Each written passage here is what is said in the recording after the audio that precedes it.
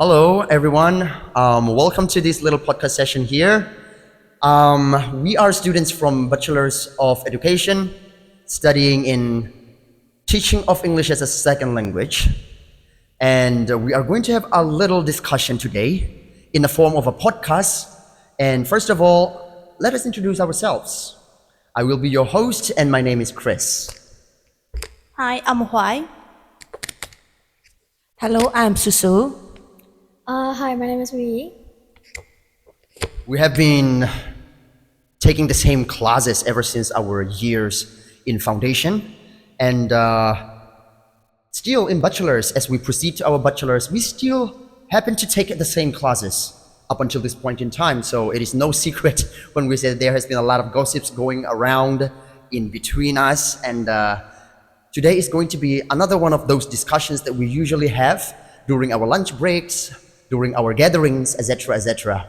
You are going to have an opportunity to have a close listen to what we usually discuss and how we usually communicate. And we would like to take you along our little journey as we discuss through if social media usage for minors is okay or not. So there has been a recent announcement from the communication minister, namely Dr. Datuk Seri Fahmi Fazil. I don't know, man. The names are difficult. Don't blame me, right? I can't. But then again, he made this recent announcement saying that children under the age of 16 should not be allowed to own their own social media accounts. Well, this, in my opinion, is a huge deal. We all know that a lot of children, right?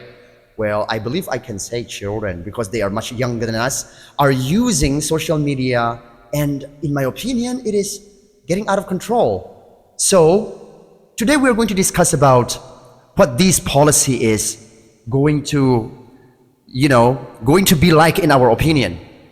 Now, Khai, I'm going to pass this mic to you in a moment, and let's get right into it. When you first heard about this announcement, right, what was your immediate reaction? Thank you, Chris. Yeah. Honestly, my first thought is it's about time. Nowadays, young people usually use like TikTok, Instagram, X, and they are so much addicted to social media, right? And like the internet also has like the content of like mature content or like cyberbullying and the predictors. So hearing the minister take a strong stand makes sense from a safety perspective. But at the same time, I wonder how are they actually going to enforce this? Exactly, that was my first immediate reaction to Khai. And I do understand why governments want to ban that sort of situations. And I do appreciate like why, these days, young children, our kids need to be careful for everything. It's very important for us. But let's be real, kids today are tech genius. If a 30 years old wants a TikTok account, they will just use a fake badge, borrow an older sibling's phones, or find a word around. A blanket ban sounds good on paper, but in reality, it's incredible how to stop a teenager from getting online. I agree with both of you guys. So my take is that the minister intention is 100% correct, but a strict legal ban might be too extreme, you know? Like instead of just blocking them completely, we need to look at why they're online. Like for example, social media isn't just for entertainment anymore. A lot of students under 16 use platforms like YouTube, Discord, or Facebook group for school project, right? So like learning English or connecting with classmates, if you ban them completely, like obviously, you know, so it's gonna like risk cutting them off from all the digital skills that they need for future. Yeah, you all raised excellent points. Well, to be fair, I'm on the same page with you guys. So in other words, Our group's opinion on the minister's decision is not just a simple yes or a no. We agree with the intentions behind the decision and the enforcement. Well, to be practical though, like Su Linn has just mentioned, right? It's not just too simple, to execute it in a practical world could be a little bit more challenging than it sounds. Although we all agree with the idea behind it, the actual execution could be more difficult. Before we get into that, why don't we get down into discussing the pros and cons of these enforcement? So let's start with the positive side, shall we? Why should we support this under 16 ban? Why, Khai? You mentioned that safety. You mentioned about safety earlier, right? Let's expand on that. What are the biggest dangers facing kids under 16 online right now? Why? Why? Okay. The biggest issue is like mental health and brain development. Scientists also have proven that the human brain isn't fully developed until the year 14 or 15 years old. And social media platforms are literally designed to be addictive. They feed you short form videos. That means that mess with your attention. For a young teenager, getting or not getting likes on photo can generally cause depression, anxiety, and also body image issues. Why don't you give it over to Su Linn? Yes, let's talk about cyberbullying. As we see, when we were very young, if we have some sort of problem at school, we just go home and take a rest. We don't need to worry too much, right? At least we feel very safe at home. But now these days, we are being in a cyberbullying situation in our home. Wherever we are living in a house or not, we don't feel safe because of cyberbullying. Rumors spread in group chats, miscomment on live on videos, and it happens 24/7. By restricting around for kids and assisting, you are essentially protecting their mental peace during the most valuable years. So, what should we need to do? What do you think, we? That's so true, Masu. Another huge point, the minister trying to address it online grooming and scam.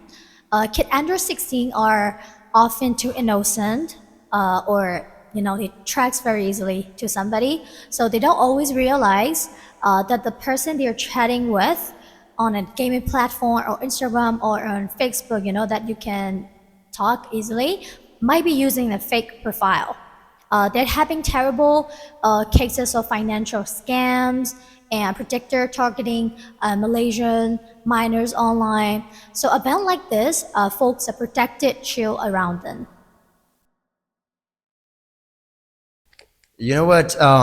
You have made some absolute valid points. I am in complete agreement with you guys.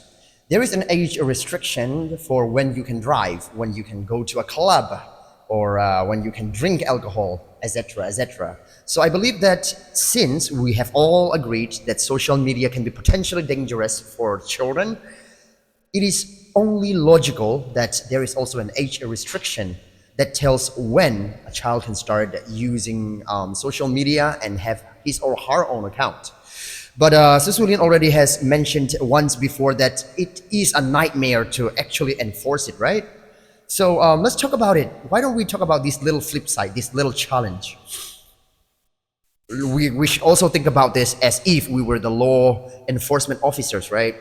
Taking from their perspective, Su Linn, this question I want to tailor it particularly for you because how, if you were a law enforcer, of course, how would you tell the difference between who is old enough to use social media or not? It is not like you see them in person. What would be the solution for you here? Exactly, Chris. Right now, if you want to just sign in or maybe just open a social media account like Facebook, you just need to enter like you're just like 13 years old. No one cannot prove this one, even though your mommy doesn't know, right? If the Malaysian government forced platforms to verify age strictly, how are they do it? What we should need to do, right? So where they require kids to upload their MyCat or IC numbers, that open up a massive conversations about data privacy and cyber tech giants holding their children's officials government ID data, right? Yes. That's a scary thought, honestly. And beside privacy, we have to talk about the educational gap. We live in a digital world, so a lot of young creators, artists, or programmers, start developing their skills before they turn 16 very young, right? So look at young musicians, digital artists, or coding students. I have seen a lot of them in real life. So social media is where they find inspiration and tutorials. So for example, if a 15 years old in Malaysia can access the platform, they might fall behind peers in other country where there are no such restrictions. Okay, I see your point, Wutt Yee, but I think we also need to look in the parents' role here. By passing law or government ban, uh, are we taking the parental right to raise their own kids? And also, like, some parents are very responsible to their kids, like they do monitor until they are 14 or 15 years, and also they do a parental control, and some parents even sit with them when they browse. A total government ban punishes the responsible parents and treat everyone the same. It makes the government the parents, right, instead of the actual mother and father. You know what? That is deep. That was deep. I did not expect to go this deep, but that was really deep, Huai Khai. Is it the government or the police jobs, to take care of how we use our screens, or is it a family job? It seems like this policy could accidentally cause a lot of sneaking around, if you know what I mean. Kids might start hiding their internet usage from their parents even more, which actually makes them less safe. Because if something bad happens online, they will be too scared to confess. So that's really bad. So we can clearly see both sides now. The risks are real, but a total ban seems almost impossible to enforce properly, and according to what we have just discussed, it might even cause unwanted side effects. And if we were sitting down with the minister himself right now, what solutions or alternatives would our group suggest? That is the next question that I want to go with. So why don't we start off with Wutt Yee? All right, Chris.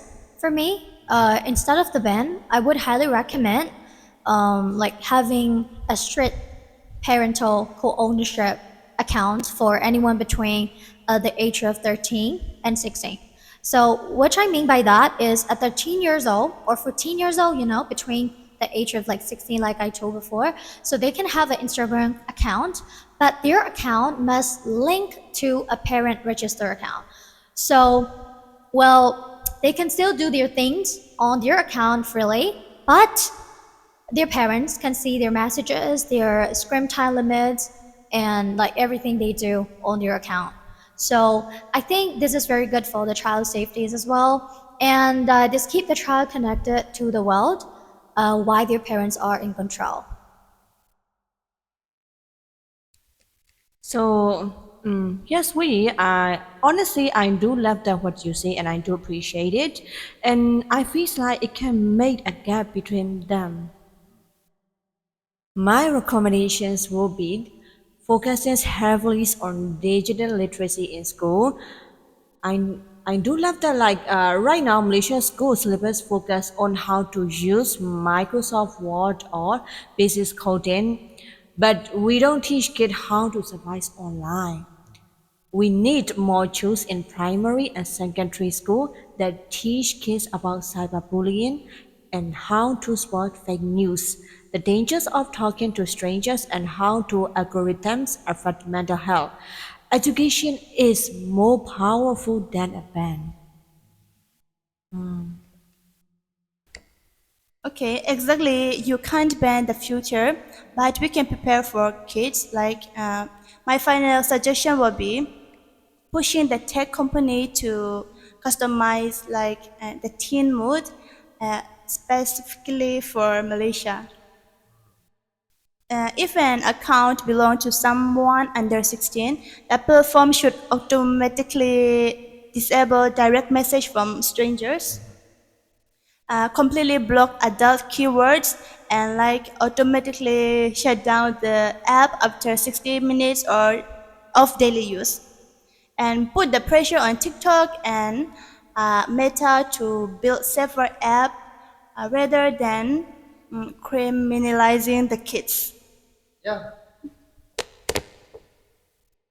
I think that's it, right? I mean, those are really incredible suggestions. It really shows that the solution isn't about just shutting down the screens. It's actually about upgrading our approach to parenting, schooling, and tech regulation.